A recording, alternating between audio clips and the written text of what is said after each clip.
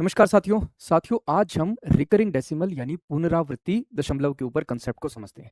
असल में recurring decimal होता क्या है? मान लो जैसे आपने 2 को डिवाइड किया 3 से, तो वैल्यू क्या बनेगी? 0.666666 इस तरीके से लगातार चलती हुई चली जाएगी। तो इसको हम कहते हैं रिकरिंग डेसिमल, यानी जो क्रमांगत तरीके से लगातार चलता ही रहे। सिंपल डेफिनेशन ये। तो इसके ऊपर अलग अलग तरीके के ये हमारे सवाल बनते हैं। तो क्वेश्चन को अगर मान लो 0.7 के ऊपर बार है तो क्वेश्चन को कैसे सोल्व करेंगे? 0.71 के ऊपर बार है, दोनों संख्याओं के ऊपर बार, तो क्वेश्चन को सोल्व कैसे करेंगे? तो वैल्यू बनती है, जो न्यूमरेटर में 7 दिया है उसको तो हमने ऐसे लिखा, पॉइंट के बाद एक संख्या के ऊपर बार है तो बार वाली संख्या के लिए हम नो लिखते हैं।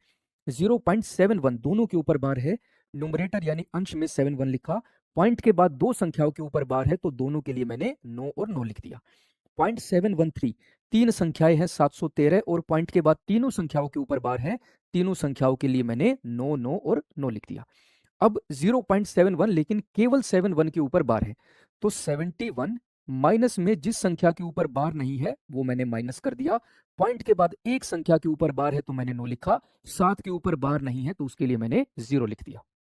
ऐसे ही 713 लेकिन 13 के ऊपर बार है, तो 713 तो मैंने ऐसे लिखा, 7 के ऊपर बार नहीं है तो माइनस में 7 लिख दिया।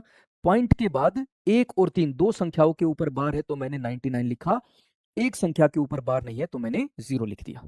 ऐसे ही 0.713 लेकिन केवल तीन के ऊपर बार है, तो 713 तो मैंने ऐसे लिखा, 71 के ऊपर बार नहीं है तो माइनस में 71 लिख दिया।